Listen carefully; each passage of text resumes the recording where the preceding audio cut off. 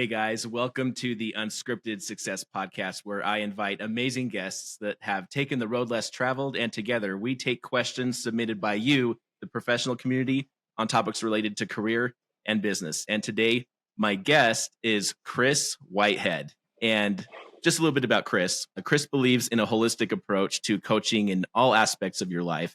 He loves helping entrepreneurs grow and succeed in their relationships at home. His in the trenches experience shows others how they too can transform their lives by committing to personal and professional development. So I'm really stoked to have Kris here. Kris, how you doing? Doing really well, Braxton. Thank you for having me on your show. Yeah, thanks for joining me. I'm really excited to chat with you and kind of throw some off the cuff questions at you. But yeah, I would love to hear you just share a little bit. I gave your intro, but feel free to share a little bit about yourself, what you do, and yeah, let's go from there. So today is October 26th. In 4 days, I'll be 50 years old. I can't believe I'm actually saying that. And I started my own business 25 years ago. And, I was going to college and I had tried 3 different majors. I was on my 4th, computer science, because that's what everybody was doing in the middle of the 90s. And 13 credits shy of graduating, I got upset at the dean of computer science and I dropped out of school. And my stepmother is an educator. My dad was, everybody in my family is, educated. Told me it was the biggest mistake I was ever going to make. And I went and got a job. And in the process of getting that job, I wanted more for me. I was searching, and a lot of people in their early 20s, they're searching, don't know where to find it. And this wild hair crawled up and decided to say, I know what, quit your job and just start a business that you know nothing about. So I came out. And I just started a remodeling company. And it didn't start with a remodeling company. It started, I will do anything for money company. If you want a roof put on, if you want painting done. And I always had employees, but man, I took too big of a bite of the elephant and I suffered. It took me a decade just to learn how to do projects correctly, like how to build things. And then the next decade was me actually learning how to build teams, which is another difficult thing. And then, the last 5 years, we've had so much success that we've gone from owning 1 company to owning 4. And part of my passion, and I actually wrote a best-selling book about it, but part of my passion is when you become an entrepreneur, it's a lifestyle. It's not just about making money. There are a lot of sacrifices that you have to make in order to be successful. And I wanted to reach back into the entrepreneurial community and help them with the information that I didn't receive when I was growing up because it was so painful. It was, Braxton, the internet was not around when I first began. Well, 9600 baud was around, so you could, download a syllabus in 2.5 hours. But I didn't know where to get help from. And, as I started to get on social media, I started to learn that that's where our ideal clients are. And then I had a whole nother learning curve. How do you do marketing? How do you do branding? How do you, actually find your ideal client and not sift through thousands of people until you find one so that you can make a living? And we became very successful at that. And I'm going to invest the rest of my life. I don't plan on ever retiring. I'm going to invest the rest of my life helping lift up entrepreneurs because I truly believe it is the reason why we will remain free in the world. Entrepreneurs push everything forward, in my opinion. I love it. Cool. You touched on something that I want to ask you about. So I'm kind of going off script a little bit, but you talked about how your parents kind of told you were making a huge mistake when you dropped out of college and started a business and stuff. And so I want to ask you because that's very much like what I talk about in my content a lot is that, bucking the norm, basically. And so I would be really curious to hear, what do your parents say now, knowing where you're at now? Well, my mom actually works for me now. Okay. My dad was very, very successful in his own right in the State Department and then privatized, and which a lot of people do after doing that. And so he's very, very happy for me. And the subject never really gets brought up. But we have to understand, right? They were boomers. They were brought up in a time where you go get a college education, you go get a really good job, you suffer for very little bit of money, and you work your way up a ladder, and hopefully you'll get taken care of. And looking back in hindsight, Braxton, I can say, I made a great decision. But quite honestly, it just didn't resonate. I didn't understand. I have to ask you when I can go pee. I have to ask you when I can go eat. I have to ask you, if I can have a day off. And really, I'm not one of the liars. I really need this day off. And it's like, no, you can't do that. And then there's this ceiling that I keep bumping my head. I can't make enough money in this vehicle that you've given me to actually accomplish my things. And all I felt like is like the world is speeding up. Now, quite honestly, here I started business. We don't own a home. I can't afford anything. I can barely afford to buy materials to do jobs. And I'm watching my friends that graduate get into computer software design jobs and things. And next thing you know, they're buying a house, they're going on vacations, they're, elevating like this. And I said, man, have I made a huge mistake? And I was really scared about that. But it's also the very thing. Since I had decided to make this decision, I also decided to burn that boat. Yeah. And I said, what if I actually give it everything I've got? And this is what actually scared me. I did, and I still wasn't succeeding. It was one problem after another. If it wasn't that I couldn't get clients, it's that I would get a client and somebody wouldn't show up to help me. And if I had somebody show up to help me, maybe they didn't know how to do the work, or people didn't pay on time, and all the different things that come along with it. And so I said, you know what? The one thing that I can do is be creative. The one thing that I can do is the very best job. And I started taking money that I used to be desperate for, and I started making the last thing that I actually worried about. What I'm going to start doing is taking care of every client to the very, very best of my ability. And that was the beginning of my personal development. Go figure. Yeah. I love it, man. That's cool. Thank you for sharing that. I'm really excited to hear your take on a few things. So if you're ready to dive into some questions, we can Let's hit it. Cool, Let's hit it. So the very first one is, what's the most memorable networking experience you've ever had, and how did it greatly impact your business? So I joined, this is back when I lived in Virginia. I live in New Hampshire now. So this is almost 20 years ago. So I'm 5 years into business. And I joined the local chamber of commerce that also had a small networking group attached to it. And I came in and I was invited in because I was in a multi-level business at the time I was a travel agent. Okay. And that's what they invited me in for. Well, as I started communicating, I also said, well, I also own this remodeling company. And nobody said anything. Everybody tried to sell me their services. And then a letter came out and it said, you're only allowed to talk about your one business. And now that you've spoken about this other business, there's a remodeler in the group, blah, blah, blah. And I got kicked out and I was ignorant. And the way that it impacted my business, tremendously impacted my business, is I realized that even though I had decided to become an entrepreneur and I lived in a free world and I was willing to communicate with other people freely, that we still live in systems and hierarchies, and there's a game to be played, not in a negative way, but there's a game to be played when it comes to networking. And what it started teaching me is to be a go-giver. Because I realized if I invest all this time talking about me, I might actually get myself in trouble with people that don't know me well enough and misunderstand what I'm saying. So instead of me blurting so much about what I do, I started asking a lot of questions just like you're doing here. And at the right place and at the right time, I would realize you're also a remodeler. Well, maybe I shouldn't promote to you that you should help me in that department, kind of thing. So it really helped me to start to understand communication on a much larger scale. And I don't think there's any negative networking experience. I think they're all positive. There are just some that you shouldn't remain in.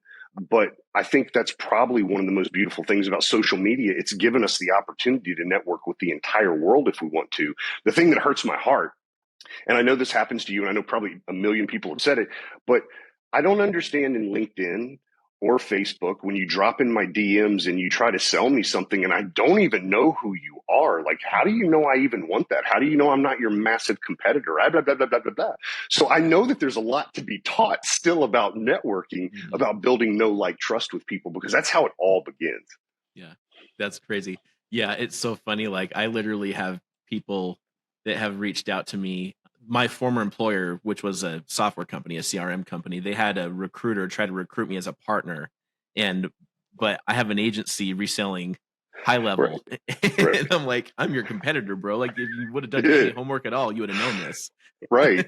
And here's the weirdest thing. People will join you. They'll go like all of your posts, right? So it shows up in their feed.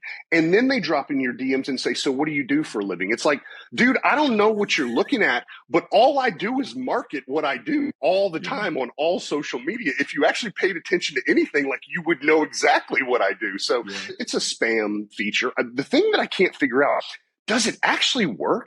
Does that kind of digital door knocking actually lead to success? I don't know. Maybe it does, but you're not going to get me to do it. And you're not going to get me to teach anybody to do it, because to me, it just seems a law of diminishing return over time. Mm-hmm. I have a contact that's a LinkedIn marketing expert, and she uses the term, she calls it pitch slapping. So I've adopted that ever since I heard it. I love it. I absolutely love it. Cool, man. Yeah, love it. Cool. All right. Well, next question. What are your go-to apps or softwares that you use to manage your business that help you make your life and manage your life easier? Okay, so I have a pretty robust team throughout my companies, and they use all the software. Like, I got myself away from that because I realized that I had my seat on the bus. They have theirs. One thing I will tell you, we use Go High Level. It's probably one of the best CRMs that I've ever used. You can create websites and landing pages. And, we do podcasts and all sorts of marketing media speaking on stage. They can chop things up and make it work really quickly.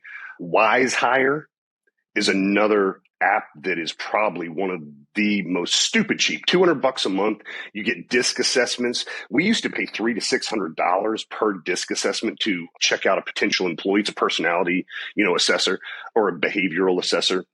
So if you're hiring a salesperson, you probably want somebody that's high on the I, the influence level, right? I don't want somebody necessarily really high on the compliance level, because a salesperson that's high on compliance probably won't get to all of their leads because they're trying to do everything so perfectly. And at the same time, we want to see a nice blend, because they say in disc assessment, if you have 3 strong numbers, so D, I, S are really strong, C is really low, that's an insane human being. Like, stay away from them. So it puts out ads for you. It writes copy for you as people come in through your funnel to get hired. It will have them go through different tasks. So it tells you, who the people are that are following the rules. So you can get really good about hiring people. And it also puts it out there on all the major platforms. So I used to spend $3,000 to $5,000 per employee per month trying to find the ideal employee on Indeed or Monster or things like that. And Wise Hire really simplifies that process. Personally, so we have a new $30,000 podcast studio that's almost finished. We're using a Rode mixing board. We're using an Atom Mini Pro that makes all the cameras go back and forth. I've got this microphone on here that's wirelessly Bluetoothed into this thing while we're finishing that up. We've got an 86-inch TV that's going to show people's logos. So I think, as far as technology goes, it's kind of like money. They're amazing tools. In and of themselves, they're pretty much worthless, but they're amazing tools. Just like money. Money in and of itself is worthless. Like, it's not based upon anything. It's the fiat system. So it's your signature. But it is an amazing tool if you learn how to use it properly. And my team, thank God, they're digit heads and they love it. They love scouring the internet, finding the latest things. We give things a shot. And if they don't work, our third core value is innovation, which means we just change on a dime and move on, and no blame or shame given. And we're always trying new things out to try to catch an edge, or to try to make sure that we're making the user experience better for our clients. So cool. Yeah. I'm curious to hear you talk about one of the biggest things that I encounter a lot between both my companies is the element of communication. And so I'd be really curious to hear you talk about, considering you have your teams, you have all these companies, what tools do you use to facilitate good, strong communication amongst them? We, believe it or not, we mostly use text message and Zoom. I have team members all over the country. My mom and my sister works for me as well. They both live in Virginia. I'm in New Hampshire. Texting goes a long way. We also have like proprietary software that's an internal communication system where we're putting notes all the time and having conversations with one another. The best part for me, and I think that every leader should do this, I have decided to hire people at my level or above in the other departments. And what my job is to empower them to communicate effectively with one another, more so than the tools that I use, because that could change tomorrow if we find a better one. Just like we're using Riverside here. I've never heard of Riverside, so guess what we're going to be studying next. But more importantly, we have 4 core values, and our first core value is integrity. Integrity doesn't just mean doing what you say when you say you're going to do it. It also means understanding that integrity means holistic. It means the entire envelope. And so that also means understanding when you're communicating with someone, are you communicating in an effective way that they understand what you're implying? Because that's where communication starts to break down. And it's funny because our second core value is information, which is simply communication. I realize that part of what has made humans so successful is our ability to communicate a future thought and then work to making it happen. So the more effective we are at communicating, the better we are. I have never, ever not invested money on my team when it comes to communication, because Again, I own a remodeling company. You want to talk about communication being important? Very, very important. We also own online businesses, and it has all sorts of automated features and communication on our behalf. We need to make sure that the voice is the same all the way through, no matter who's touching it. And then the other thing that's really cool about communication and being a leader, it is my job to with integrity, indoctrinate my team with the same core values that I have, so that we move forward as a unit. Mm-hmm. Now, you don't have to believe in my core values for our business, but you probably won't be working here very long if you don't. And that's because it's mine. I get to choose what that looks like. And then it's incumbent upon me to make sure that everyone understands the nooks and the crannies and the nuances, which is communication, of what those core values are, so that we operate as a team. And, I have special forces people that are really good friends of mine, and they work in small teams. Dude, what would it be like if you could not trust the guy protecting or the gal protecting your back? Yeah. The other thing that we communicate, and I learned this from special forces units as well, every single person can cross-reference and do something that someone else can do, so that if for some reason one person is unavailable, the unit can still move forward. And those are just nuances that take a lot of communication, because we have to understand, I'm not going to ask you to do something, Braxton, that you're a 2 at. I'm going to find 2 of the things in here that you're 8s and 9s at, and say, look, if this happens, here's the switch that we flip. You take care of that. If this happens, the switch we flip, I take care of that. And I found that to be a way to make sure that we remain in integrity, and that we actually get to, and by the way, our third core value is innovation, which means without any ego, we are willing to change. There is no excuse making. We just change. So coming to our fourth core value, if you add integrity, information, and innovation together, you can accomplish any goal that you want. We call that income. Mm-hmm. So what I know for me is that we like to create win-win-win situations. It needs to be a win for the client. It needs to be a win for the people that I'm working with, my family. And it has to be a win for the company. The company needs to make profit so that we can continue to move forward and honor our warranties and take care of people the way that we promised. And so we are constantly, through communication, hammering down on those core values. Love it. I love how a question of tools brings up things that you could consider to be tools, but they're not tangible top software and tools like you might think, right? Because that's the stuff that really, I think, moves the needle between you and your teams. I think a lot of people, man, I think they sometimes rely a little too heavily on the tool. When it's like, I'm trying to text this person, they're 20 feet away from you. Just get up, walk over, tap them on the shoulder and say, can I have a conversation real quick? And we do that to our own detriment, I believe. Yeah. It's funny. I've been in the CRM marketing space for 12 years now, and people are always looking for a silver bullet in the tool. Like the tool is going to solve all the problems. And I'm like, no, this is just a tool. If your infrastructure, if your system, if your values aren't there as a foundation, then the tools, to your point, Kris, it's not going to be worth anything. It's not going to help you. No, if I don't know what a screwdriver is meant for and I'm using it like a hammer, like I'm going to eventually probably break the handle. Yeah. It just is what it is. Yeah. You talking about and us talking about communication remind me when I used to work at a tech company, one of the things that I loved that they did was going back to like personality tests and stuff. They use the Real Colors personality test. Are you familiar with that one? This is cool. So it does very clearly help people understand your personality and you understand your own personality. But what the tech company used it for was to understand everyone's communication style. And so there's 4 colors in the Real Colors test: orange, gold, blue, and green. Oranges are like the athletic types or the go-getters. They're the entrepreneurs. They're people that kind of shoot first and ask questions later, everything. Greens are the super nerdy analytical types that are very, logically minded. Golds are the type A type administrative people. So they tend to be leaders. They tend to be very organized. And blues are the emotional types, are very emotionally in tune. They have a high EQ, stuff like that. And so during orientation, the tech company required everyone to take this test, and they spent 2 days of training just on the Real Colors personality test.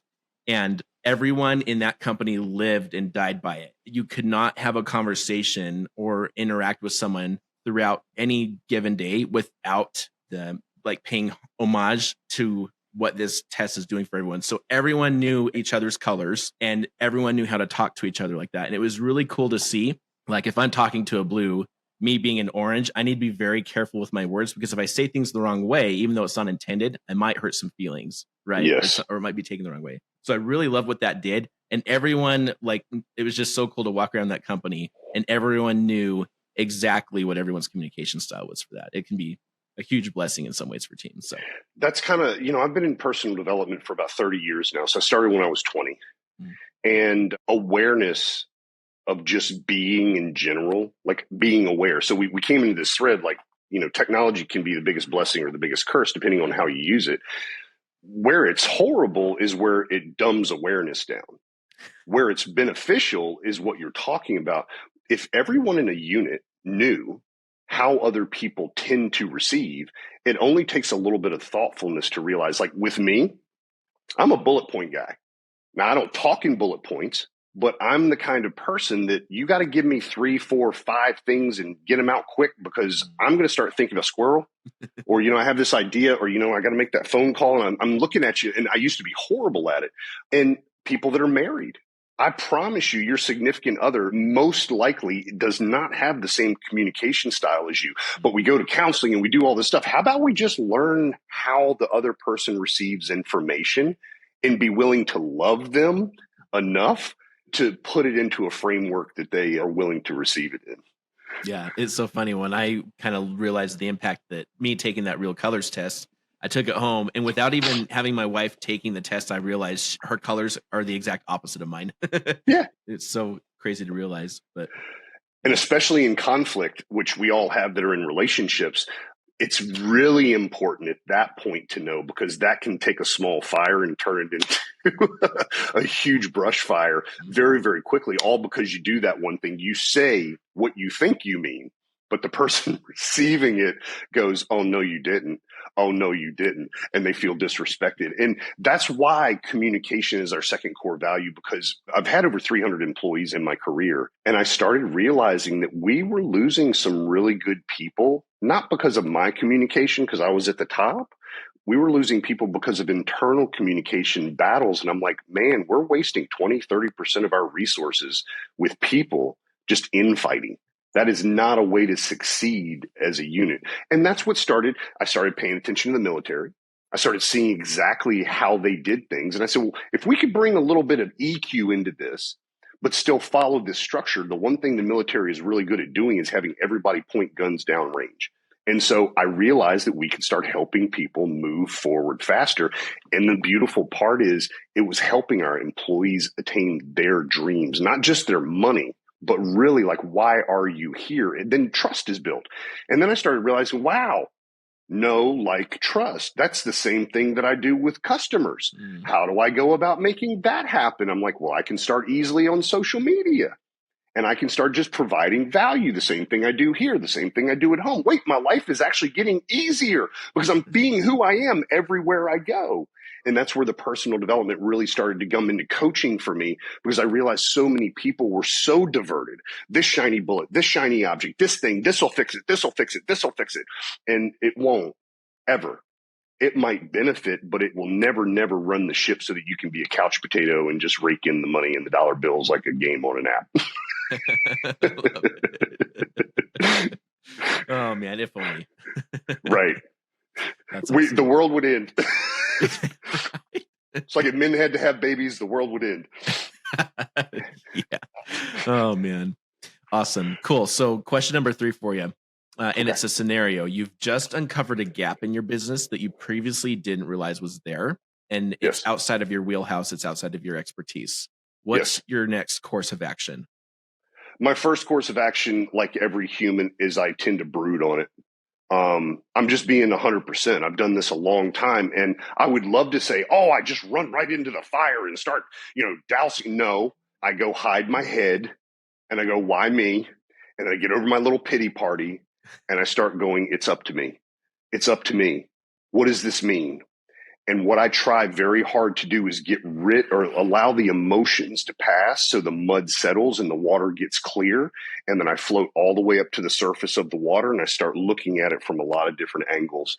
And I go, I think I understand where the gap in the pathway is. Now, Thank goodness I've networked myself all over the world. Thank goodness I know thousands upon thousands of entrepreneurs that are very successful at what they do. Who can I communicate with? And here's the other benefit.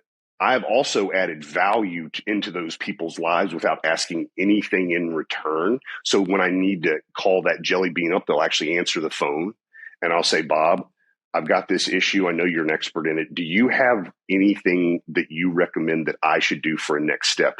And Braxton, I'm going to tell you, dude, if there is a reason to be connected with other humans on earth, it's because it speeds up my time. And then I then go to the team member that is best suited to dealing with that. And I go, meet Bob or meet this thing. And the problems just start working out. Love it. Very cool. Yeah, I've thought about this because you're a little bit ahead of business than I am. But me thinking about like, what do I do? And like my answer is probably simpler and probably a little bit more basic. But like, it was like, I don't know if you know a lot about me, Kris. I was homeschooled after 6th grade. So I've never graduated. I didn't get a high school diploma or anything. And I learned to do everything myself, kind of like what you alluded to. Yep. And so being a business owner, like it took me 5, 6, 7, 10 years maybe to realize like, even though you have the skill to do everything yourself, that doesn't mean you should. Or if you have the skill to learn how to do everything yourself, that doesn't mean you should. Right. And so being able to find the right people, kind of like what you're talking about, and be able to delegate to them and watch the problems melt away or just the bottlenecks melt away is a huge thing. So I love it. So the first 10 years of my life, it was warm bodies watching me work. Dude, it was horrible, but I didn't know any better. I needed them to hold something because I can't pick this beam up or this whatever by myself. But when all of the thinking was done by this guy, I was the bottleneck. And then I went through the limiting mindset of going, well, how can I ever afford people that are as qualified as what I need? And so each of these problems, and thank God for this, man, I tend to be an optimistic person. Like there is a solution. It's just I'm unaware of what it is right now. But I bet there is a solution. Now, what is it? And I'm going to tell you something else. Talk about building faith. And not faith necessarily in a higher power, although I do, but faith in yourself. Keeping myself in that gap of pain until the bridge is created creates confidence. Because I realize my needs have always been taken care of. Not all my wants, but my needs. I've always eaten. I've always slept. I've always gotten up and had a dream the next day. And I keep moving forward. And what I realized is my self-image was keeping me away from meeting higher and higher quality people, because the truth is that I didn't believe I was a very high quality person. So as I started to do tougher and tougher things, my confidence grew. As my confidence grew, I was willing to take a risk and possibly, burn a little bit. And then all of a sudden, a little bit of success happened. And then all of a sudden, people started noticing what my gifts were. And then all of a sudden, I started focusing on what I was good at and going, I don't have time now to do everything else. And then I started understanding that it was more valuable to me to go pay the $5,000, $10,000, $12,000 a month for that human that can do that, not because of necessarily the ROI, but because it allowed me to elevate higher to see the entire picture. Because when I was so close to the trees, there was no ability to see the forest, and people were trusting me. But I think vibrationally, energetically, they were like, yeah, but he doesn't know what the hell he's doing. I like him a lot. I really, really like him a lot, but I don't know if this company is going to last. And that's when I realized I wasn't being a leader. And then I had to start taking the steps to become the kind of person. That's where integrity came in, because I realized I was out of integrity sometimes. And it's so funny. I can catch you being out of integrity quick. I can make up 8,000 reasons why you're a jerk, but I go out of integrity, I have the most beautiful excuse, and then I just skip it and move on. And that's what was tripping me up. So over time, I started saying everything's my fault. Everything. If I can't get on a podcast at the right time, that's my fault for not having my team. If my wife and I are arguing, that's my fault, even if she did something wrong. If one of my kids or one of my employees or one of my clients, it's all on me. And what that has allowed me to do is not diminish my self-image, but instead look for solutions so that we create better solutions in the future, which is the thing that allows me to de-stress. Because I don't know, I'm sure you have a few listeners that are entrepreneurs. It's a pretty stressful environment, everybody. Most people don't win at this thing. Most people don't. And that's, again, one of the reasons why I'm so motivated to help people because I know what it takes just to give yourself permission to give it a shot. I don't want people to lose because they've decided to bet on themselves. To me, that's a sacred thing that you've done. And God bless it. The only thing I'm proud about, dude, is I've never quit. It's the only thing I'm really proud about. All the other stuff, the accolades, the money, the businesses, the blah, blah, blah, blah, blah. Like, it's cool. I can help you with that. But what I'm really proud about is I didn't quit. And I want to encourage other people that take a risk or a chance on themselves. Like, man, don't quit. Just go find some people that can help you elevate because I promise they're out there. Yeah, I love it. Having that self-awareness, I think, like, that's a requirement for those of us that want to put ourselves through all these headaches, right? So that's really amazing to hear you like share that experience, because I think I often wonder like how much self-awareness is the reason why most of the time this doesn't work out for people. You know what I mean? Dude, I have seen so many people that are so excited about starting something because they think it's cool. That's good. That's good. That's very risky. You got to make sure other people think it's cool. Being aware of your idea versus an idea that the marketplace actually needs. Then what your actual skills are, what you perceive them to be is very different when they can get measured. And so everything in business it has a measurable KPI. Mm-hmm. And until you're willing to look at that honestly, it's going to be very hard to grow and even harder just to survive. Yeah. Love it, man. I love your take on that. All right. We got one more question for you, Kris. Let's hear it. And this is the recurring question I ask all of our guests. And that is, what's something that you're passionate about or that's important to you that you think the world needs to hear? Core values. I'm going to leave it with this phrase. Not leave it. I'll expand on it if you want me to. Alignment is greater than assignment. Meaning who you surround yourself with matters way more than what they or you do. And that comes back to you understanding who you are. Look, I've coached thousands of people. I've been inside of a mastermind that we grew from 3.4 million to about 23.8 million in 18 months. I was the director of executive coaching. We had thousands of entrepreneurs coming through there. And what I realized is that most people on earth do not truly know who they are. All because they haven't taken the time to ask themselves, what do I actually believe in? See, I believe in my core values, like to the depth of me. It's who I am. And I own this business. So therefore, they're my business core values. They're also my family core values because I talk about them everywhere I go. So when you know who you are and you know where you want to go, those are 2 points. We can make our way there pretty easily, but 99% of that is not your skill set. And that is Sisyphus moving a rock up the mountain to do it by yourself. The truth is that you can find other people that are on that pathway and simply link up with them, offer benefit to them. They then choose to reciprocate, or people around them will choose to reciprocate, and you can move to your goals. And I want people to accomplish their goals. Because I see so many people failing, all because they don't know who they are, and they think that alignment is based upon what that person is going to give them, when true alignment is based upon your core values. If I trust you to be the kind of person that will show up, do what you say you're going to do, apologize, make adjustments when necessary. Do you see how integrity, information, innovation right there? I know we'll get to the goal. I know we'll get the income. And I'm passionate about teaching people to slow down. Core values are not just words you write up on a wall. They're the way that you live your life. And then if you display that consistently, you'll attract people that have the same core values. And there's nothing that you can't accomplish if you do it together. That's how we've gotten civilization built in the first place. That's a great take. That's an awesome take. Thank you so much for sharing that. Yes, sir. Where is it that people can find you if they want to connect with you, Kris? So you can come to iconicalliance.com. You can find me on Instagram at Kris Whitehead Official. You can find me on Facebook, The Kris Whitehead. My name is Kris Whitehead. And feel free to send me a DM. If you even hint at selling me something, I might have a quick conversation with you, or I might just block you. But I am definitely down for sharing resources and helping people. If people want, you can go to, again, my website, iconicalliance.com. And on the front page is a link tree that allows you to order my book. It's like $10. Don't worry, I'm not trying to get rich off the book. It's just valuable information. You can listen to my podcast. You can connect with me. You can find about what it is we're doing in our world. You can join our newsletter, all those kinds of good things. Love it. Cool. And those links will be in the show notes, guys.